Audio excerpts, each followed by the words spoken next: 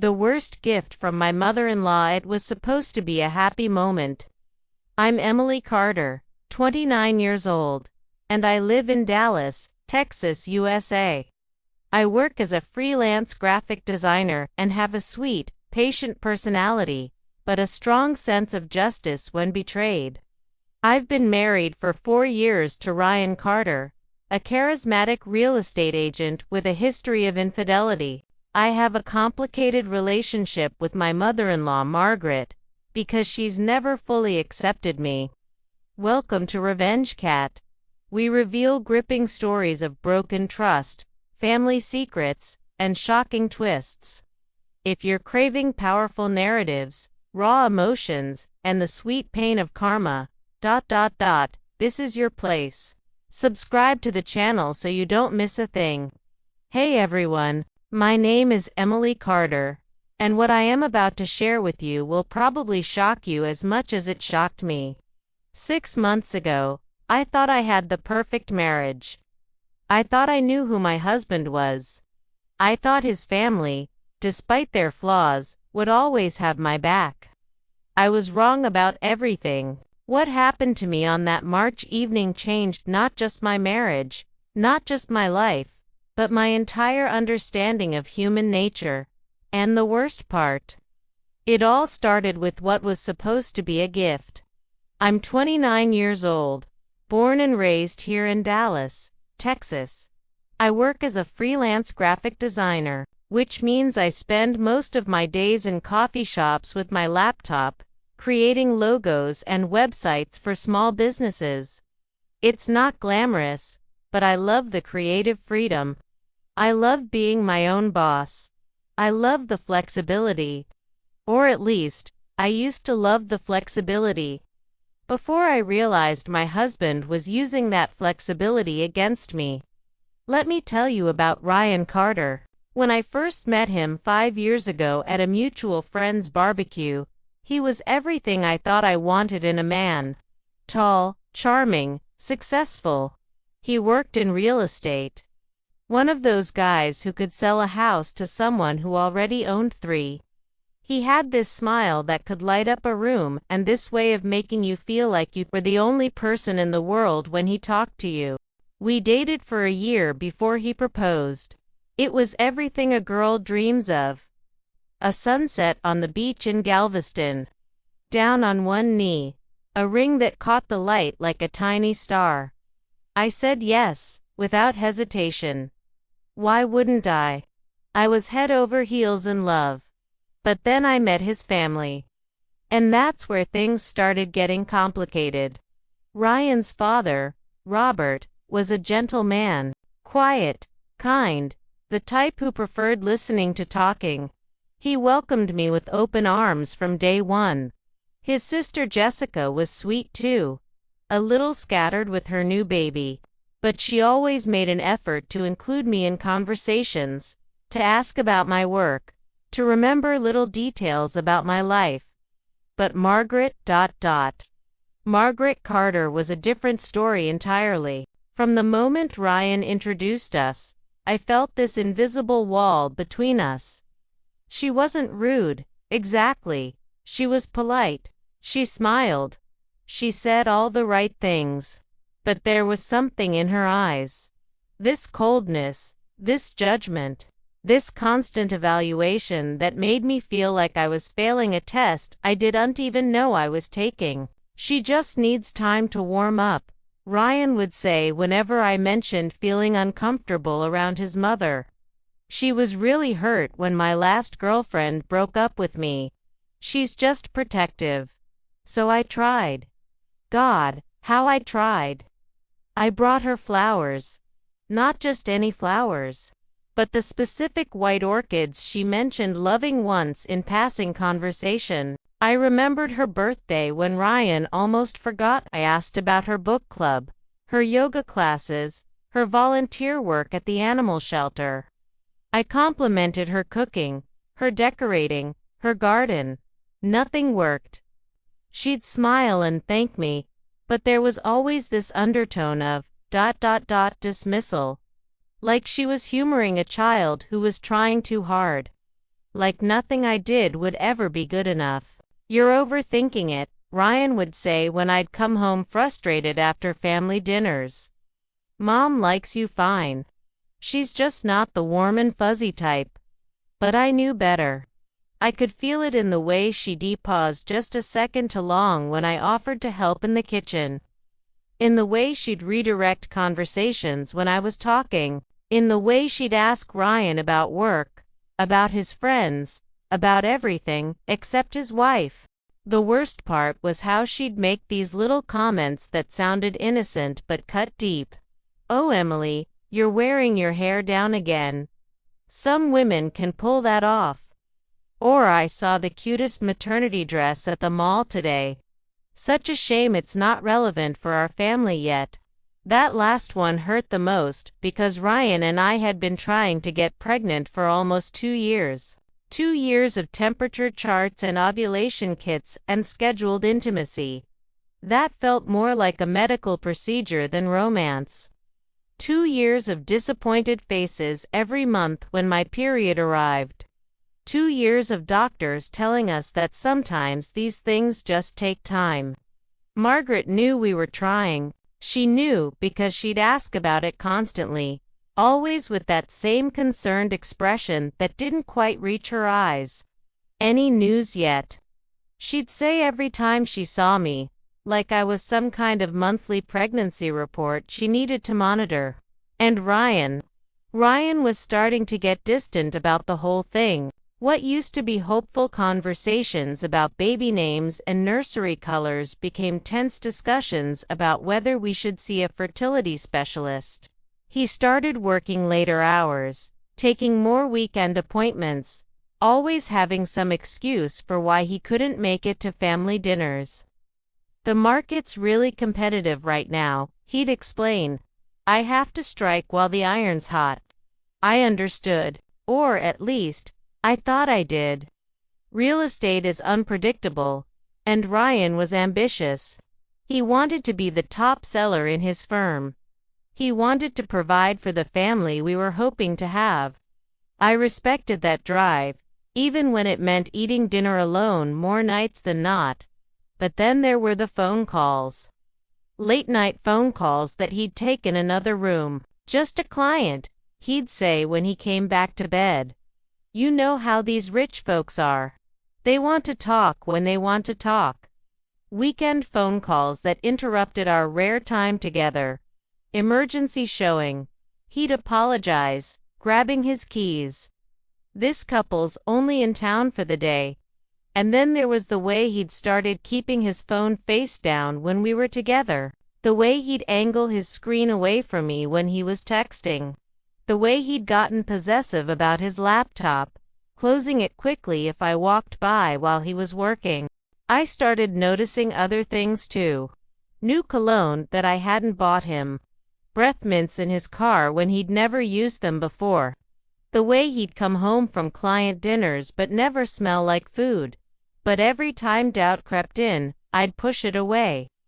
This was Ryan, the man who'd proposed to me on a beach at sunset. The man who'd promised to love me forever. The man who wanted children with me. Who talked about growing old together. Who'd never given me a real reason not to trust him. Besides, I was probably just being paranoid. Because of the stress of trying to conceive, that's what all the articles said. Stress can make you imagine problems where none exist. So I focused on my work, threw myself into new client projects, and tried to be the supportive wife I thought he needed. That brings us to March 15th. A Saturday evening that started like a celebration and ended with my entire world falling apart. Ryan had just closed the biggest sale of his career, a $2.3 million mansion in Highland Park. His commission was going to be enough to pay off our mortgage, and still have money left over for the European honeymoon we'd never been able to afford. He was over the moon, calling everyone he knew to share the news. "We have to celebrate properly," he'd said that morning, his eyes brighter than I'd seen them in months. "Let's take the whole family out to dinner. Somewhere nice, my treat. I was thrilled. Not just about the money, but about seeing him happy again. About having a reason to dress up and go out together. About maybe, finally, having a night where everything felt normal and good and hopeful. He chose Bella Court, this intimate Italian restaurant in Deep Ellum, that we'd been to on our first anniversary. It was the kind of place where the waiters knew your name and the owner would come chat at your table. Warm lighting, exposed brick walls, the smell of garlic and basil floating through the air. Romantic without being stuffy. I wore my favorite dress, a navy blue wrap dress that Ryan had always complimented. I did my hair in loose curls and put on the pearl earrings he'd given me for Christmas. I wanted to look perfect for our celebration. I wanted him to remember why he'd fallen in love with me in the first place. The whole family was there by 7 p.m. Robert arrived first, as always. Wearing his best button-down shirt and a tie that was slightly crooked, Jessica came with her husband Mark and their 6-month-old baby girl, Sophie, who gurgled happily in her carrier. Margaret arrived last, dressed impeccably as usual in a cream-colored blouse and pearls that probably cost more than my car. We got a large round table in the corner, perfect for a family celebration. The wine was flowing, the conversation was light, and for the first time in months, I felt relaxed. Really, genuinely relaxed. Robert was telling one of his fishing stories. Something about a bass that got away and how it grew bigger every time he told the tale. Jessica was showing us pictures on her phone of Sophie's latest adventures in baby food, which apparently involved sweet potatoes ending up everywhere except in her mouth. Mark was asking Ryan about the Highland Park sale, genuinely impressed by the numbers. And Margaret was being almost pleasant. She complimented my dress. She asked about my latest design project with what seemed like genuine interest. She even laughed at Robert's fishing story, which was more reaction than I'd ever seen from her. This is nice, I remember thinking. This is what family dinners should feel like.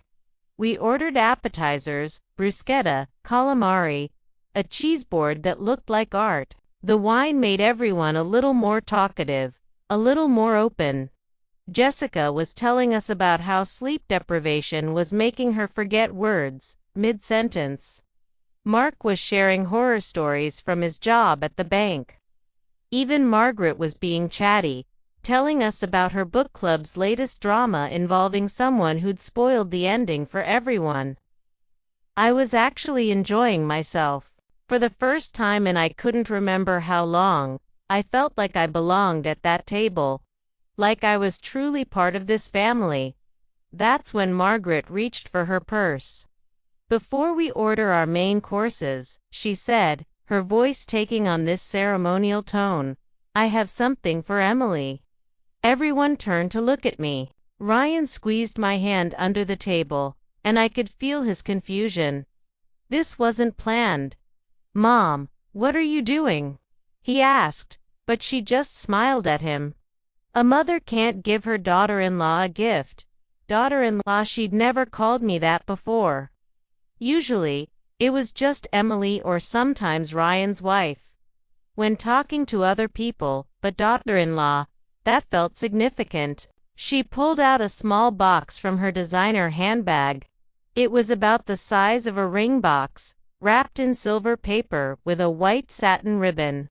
Nothing fancy, but neat and precise, like everything Margaret did. My heart started beating faster. Not from fear. From excitement.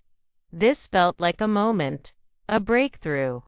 Maybe all those years of trying to win her approval had finally paid off.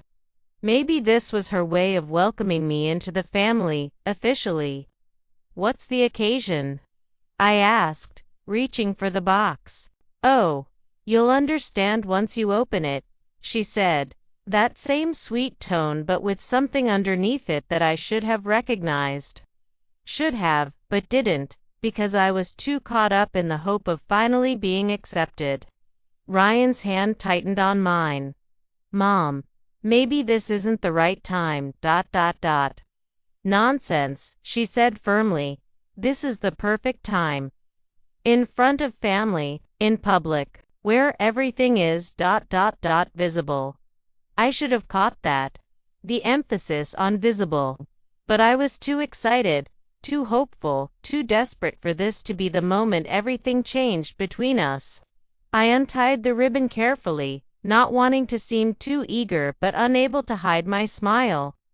The silver paper came off easily, revealing a plain white box underneath, nothing fancy, which struck me as odd, since Margaret usually went all out for presentation, but I figured maybe it was what was inside that mattered. Jessica was leaning forward, curious. What do you think it is? Probably jewelry, Mark guessed. Something from the family collection, maybe. Even Robert looked interested, which was rare. Margaret had everyone's attention now, and she was loving it. I could see it in the way she sat up straighter, in the way her eyes glittered in the candlelight. I lifted the lid of the box, and my world stopped. Inside, nestled on white tissue paper like it was something precious, was a pregnancy test. A used pregnancy test. 2 pink lines staring up at me like an accusation. For several seconds, I couldn't process what I was seeing. My brain just ... short-circuited. I stared at this thing in the box, trying to make sense of it, trying to understand why it was there, why Margaret would give me this. I don't understand, I whispered, my voice barely audible above the restaurant's soft jazz music. The table had gone completely silent. Jessica's mouth was hanging open. Mark looked confused. Robert was frowning like he was trying to solve a puzzle. And Ryan had gone pale as death. Margaret's smile widened. Well, Emily, she said, her voice carrying clearly in the sudden silence. Since you've been having such trouble in that department, I thought you should know that some women don't have that problem. The words hit me like a slap. I looked up at her, still not fully understanding but starting to feel a cold dread creeping up my spine. What does that mean? I asked, though part of me already knew I didn't want the answer. It means, Margaret said, clearly enjoying every word, that this belongs to someone who can do what you apparently can't. Jessica gasped. Mom, what are you saying? I'm saying, Margaret continued, her eyes never leaving mine, that Veronica is pregnant. Veronica, Ryan's assistant, the 24-year-old blonde with the perfect figure and the perky personality who always seemed to need Ryan's help with urgent work matters. The restaurant noise faded to a distant hum. I felt like I was underwater, like I was drowning, like I couldn't get enough air into my lungs. Margaret, stop. Ryan's voice was tight, panicked. Not here. Not like this. Not like what? She asked innocently, not truthfully, not openly. Emily deserves to know the truth, don't you think? After 4 years of marriage and 2 years of trying, she deserves to know why she can't get pregnant while other women can. The cruelty of it was breathtaking. Not just the revelation, but the way she was delivering it, in public, in front of his family, like it was entertainment. How long? I managed to choke out, looking at Ryan. He couldn't meet my eyes. His hands were shaking as he reached for his wine glass. Emily, let me explain. How long have you been sleeping with her? It's not ... it's complicated ... double quotes, how long? My voice was louder now, and I could see other diners starting to look over. But I didn't care. I was past caring about making a scene. Margaret answered for him. 8 months, she said triumphantly. 8 months, and now she's 12 weeks pregnant with his child. 8 months. 8 months, while I was charting my temperature every morning and taking prenatal vitamins and scheduling doctor appointments to figure out why I could unconceive. 8 months while he was coming home late from client dinners and taking mysterious phone calls and telling me we just needed to be patient. You knew, I said to Margaret. It wasn't a question. Of course, I knew. I'm not blind, Emily. Unlike some people. And you chose to tell me like this. Here, now. I tried to drop hints. I tried to make you see that you weren't giving him what he needed. But you're so stubborn, so determined to play the perfect wife. I thought a more direct approach might be necessary. Jessica was crying now. Mom, how could you do this? How could I do what? Tell the truth. Someone had to. Robert looked like he wanted to sink through the floor. Margaret, this is not the way. There is no other way with Emily. She doesn't take hints. She doesn't read between the lines. She just keeps trying and trying and trying. Like effort alone will make her worthy. Each word was like a dagger. Every insult, every criticism, every judgment she'd held back for 4 years was pouring out now. I looked around the table. At Jessica, who was staring at her mother in horror. At Mark, who looked like he wished he was anywhere else. At Robert, who couldn't even look at me. And at Ryan, who was still trying to find words that didn't exist. You're all in on this, I said, my voice eerily calm. You all knew. No, Jessica said quickly. Emily, I swear, I had no idea. Neither did I, Robert added. Son, is this true? Is this woman, ... is she really, ... Ryan finally looked up. His eyes were red-rimmed, guilty, desperate.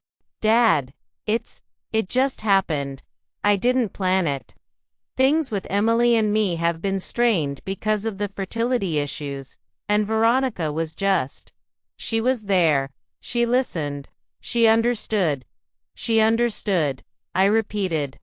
She understood what, exactly? That you needed someone to sleep with, while your wife was trying to figure out why she couldn't give you children. It wasn't like that. Then what was it like? Ryan, explain it to me. Explain how you accidentally got your assistant pregnant, while I was taking fertility drugs and scheduling my entire life around ovulation calendars. The entire restaurant was staring now. Conversations at other tables had stopped. Even the waitstaff was watching from a distance. Margaret looked absolutely delighted with the chaos she'd created. Finally, she said. Finally, some honest emotion from you, Emily. I was starting to think you were incapable of feeling anything. That's when something inside me snapped. Something fundamental and irreversible. I stood up slowly, still holding that pregnancy test, and looked down at this woman who had just destroyed my marriage for sport. So does everyone else.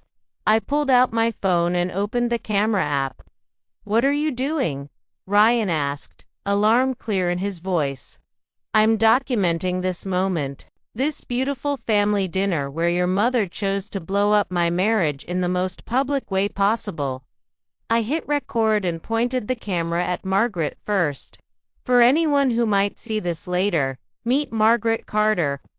Tell them what you just told me, Margaret, about the gift you gave me. Emily, put that away right now, Ryan hissed. No, I don't think I will.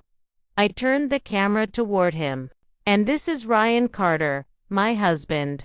Ryan, why don't you tell everyone about Veronica?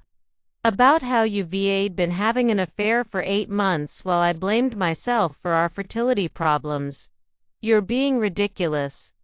Put the phone away. Am I being ridiculous? Am I really? I held up the pregnancy test so it was visible in the camera. Because this seems pretty concrete to me. In the age of social media, public meltdowns don't stay private for long. Margaret tried to grab my phone. Stop this nonsense immediately. I pulled it away from her reach. Oh no, Margaret. You wanted truth time. You wanted everything out in the open. Let's have all the truth. I turned the camera back to her. Tell them how you never accepted me. Tell them about the constant criticism, the snide comments, the way you've undermined my marriage from day one. I was trying to help you see reality. Reality? The reality is that you raised a lying, cheating coward who doesn't have the backbone to face his problems like a man.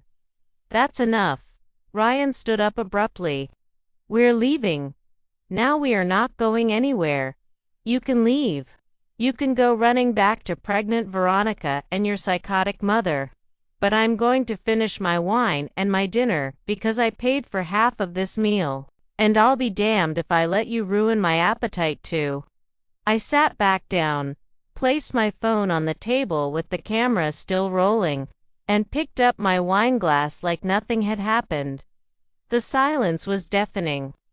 Every person in that restaurant was staring at our table, watching this family implode in real time. Jessica was the first to speak, her voice shaking. Emily, I am so sorry. I had no idea about any of this. I know you didn't, Jess.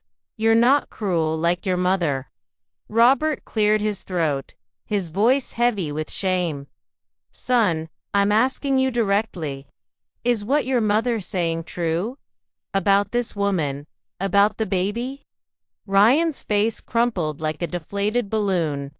Dad, it's complicated. The marriage has been struggling because of the fertility issues. And I was feeling rejected and alone, and Veronica just. She made me feel wanted again. Made you feel wanted. I laughed, but there was no humor in it. I scheduled my entire life around trying to get pregnant with your child. I took medications that made me sick. I went to embarrassing doctor appointments and let strangers examine my most private areas. All because I wanted to give you a baby. How exactly did that make you feel unwanted? You were so focused on getting pregnant that you stopped seeing me as a husband and started seeing me as just ... a sperm donor. The audacity of it took my breath away. I was focused on getting pregnant because you said you wanted children. You were the one who brought up trying for a baby. You were the one who said we should start our family. I know, but what? But it was easier to sleep with your secretary than to talk to your wife about feeling disconnected. But it was easier to lie to my face every day than to suggest marriage counseling. Margaret was still trying to control the narrative. Emily, you have to understand that Ryan has needs. Ryan's needs. I turned the camera back to her. Let me tell you about Ryan's needs. Ryan needed a wife who would support his career while he worked late nights. Ryan needed a wife who would smile and be polite to his judgmental mother even when she was being insulted. Ryan needed a wife who would take all the blame for fertility problems. While he was out proving his fertility worked just fine with someone half my age, the restaurant was dead silent except for the sound of my voice and the soft jazz still playing in the background. Even the kitchen seemed to have stopped working. I need everyone here to see this, I said, looking directly into my phone camera. I need everyone to witness what a cheating husband looks like when he gets caught, and what a mother-in-law looks like when she enjoys destroying another woman's life for entertainment. I stood up again, phone still recording, and looked around the restaurant. Every single person was watching. My name is Emily Carter. I just found out that my husband has been cheating on me for 8 months. His mistress is pregnant with his child, and his mother thought it would be appropriate to tell me by giving me the woman's used pregnancy test as a gift. In a public restaurant, in front of his entire family, I heard several gasps from other tables. Someone whispered, "Oh my God, that's horrible. I want everyone here to remember these faces," I said, pointing the camera at Ryan and then Margaret. "This is what betrayal looks like. This is what cruelty looks like. And this is what happens when people think they can destroy someone without consequences." I picked up my purse and the box with the pregnancy test in it. "Thank you for the meal, Ryan. Thank you for 4 years of lies. And thank you, Margaret, for finally showing me exactly who you really are." I started walking toward the exit, but turned back one last time. "Oh, and Ryan. I'll have divorce papers filed first thing Monday morning. You and Veronica can live happily ever after with your perfect little family. Just remember, if he'll cheat with you, he'll cheat on you too." I walked out of that restaurant with my head held high, even though my hands were shaking and my heart was breaking into 1,000 pieces. But here's the thing about hitting rock bottom. It gives you a solid foundation to build on. The video went viral overnight. By Sunday morning, it had been shared thousands of times across Facebook, Twitter, Instagram, and TikTok. By Monday, it was on local news stations. By Tuesday, it was trending nationally. Ryan's real estate business collapsed within a week. Turns out, people don't want to trust their biggest financial transaction to someone who couldn't even be trusted by his own wife. His firm let him go to protect their reputation. His clients started canceling contracts. His professional reputation was destroyed. Margaret became the most hated woman in Dallas society. Her country club asked her to resign. Her book club disbanded rather than deal with the drama. Her volunteer position at the animal shelter was temporarily suspended. Suddenly, all those social connections she valued so much wanted nothing to do with her. Veronica, apparently, saw the writing on the wall. When the video went viral and she realized she was pregnant by a man whose entire life was falling apart, she broke up with him and moved back to Oklahoma to live with her parents. She had the baby, a little girl, but refused to put Ryan's name on the birth certificate. And me, I became an accidental internet celebrity. The video resonated with women everywhere who had been betrayed, who had been gaslit, who had been made to feel like they weren't enough. My inbox was flooded with messages from women sharing their own stories of infidelity and cruel in-laws. I started getting interview requests from podcasts and talk shows. But more importantly, my business exploded. Within a month, I had more client inquiries than I could handle. Women all over the country wanted to support the woman who had stood up for herself so publicly. I had to hire 2 assistants and start turning down projects. The divorce was finalized 4 months later. Ryan tried to fight it at first, claiming I had defamed him and ruined his career unfairly. His lawyer argued that filming him without his consent was a violation of his privacy. But Texas is a no-fault divorce state, and adultery is still adultery no matter who's filming it. The judge was not sympathetic to a man who had been caught cheating and was now complaining about the consequences. I kept that pregnancy test, by the way. Not out of sentimentality, but as evidence. And as a reminder, Margaret never apologized. Not once, even after the divorce was final, and she had no reason to maintain any contact with me. She doubled down on her position. She told anyone who would listen that she had done the right thing, that I had needed to know the truth, that she was just trying to save me from wasting more years on a hopeless marriage. She never acknowledged the cruelty of her method. She never admitted that there might have been a better way to handle the situation. She never showed even a moment of remorse for the pain she had caused. Jessica reached out to me about 6 months after everything settled down. She apologized profusely for her mother's behavior and admitted that she had suspected something was wrong with Ryan's marriage, but had known what to do about it.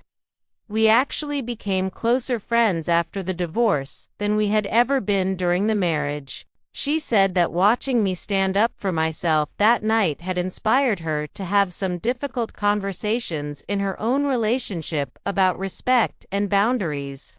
Robert sent me a handwritten letter a few weeks after the divorce was final.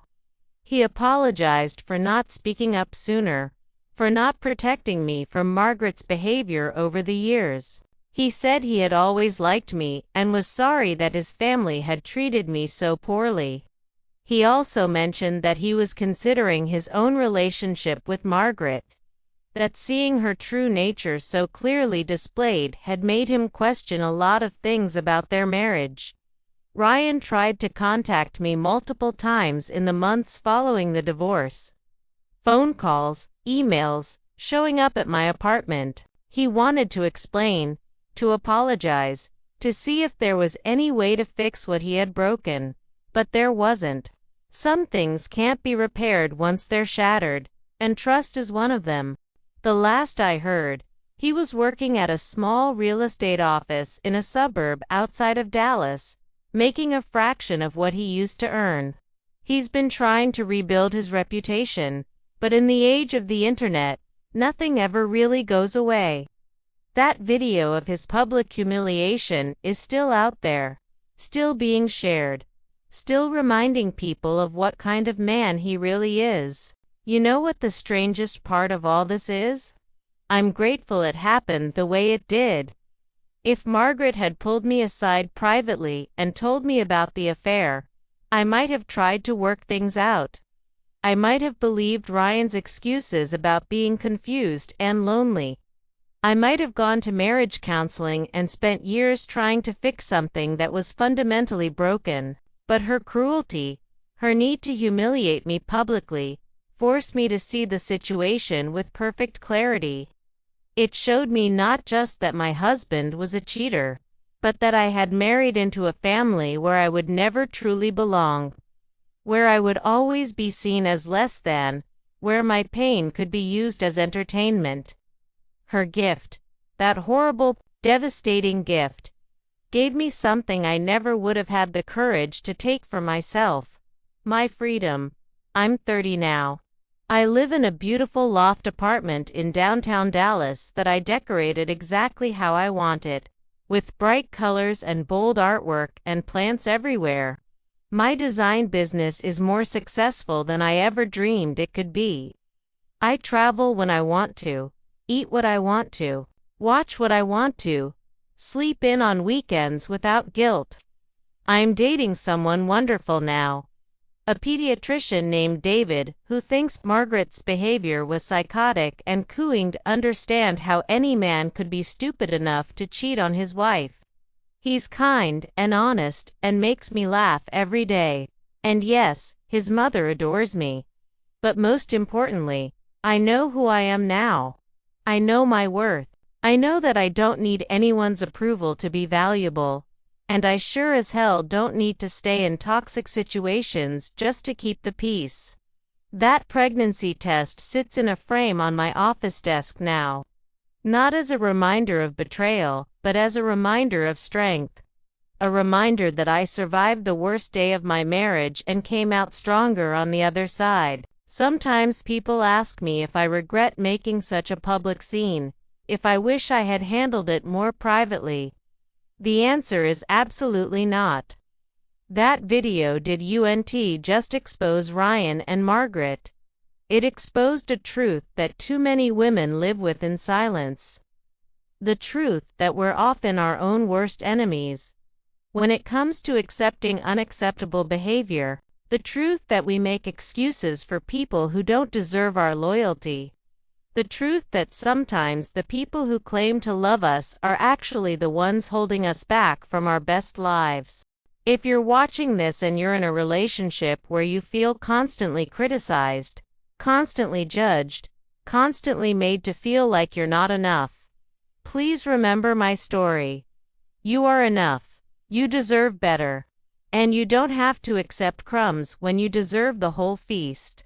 If you have a mother-in-law or family member who makes you feel small, who undermines your relationships, who treats you like an outsider in your own life, you don't have to keep trying to win their approval.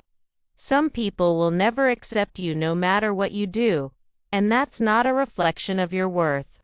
And if you're married to someone who lies to you, who makes you feel crazy for having instincts, who prioritizes everyone and everything above your feelings, you deserve so much better than that. Don't be afraid to walk away. Don't be afraid to demand better. Don't be afraid to make a scene if that's what it takes to save yourself. Margaret thought she was giving me the worst gift imaginable. Instead, she gave me the greatest gift of all. The truth about who she really was, who her son really was, and who I really was. She showed me that I was stronger than I knew, that I was braver than I believed, that I was worthy of so much more than I was accepting. So thank you, Margaret. Thank you for being exactly who you are. Because your cruelty led to my liberation, and I wouldn't change a single moment of how it all happened. That's my story. That's how the worst gift became the best thing that ever happened to me. And if you're going through something similar right now, just remember, sometimes you have to go through hell to get to heaven. But I promise you, it's worth it. Stay strong, know your worth, and never let anyone convince you that you should accept less than you deserve just to avoid conflict. Thank you for listening to my story, and I'll see you in the next video. For more heartwarming videos, don't forget to subscribe to the channel, like, comment, and share. If you're craving powerful storytelling, raw emotion, and the sweet pain of karma, this is the place for you.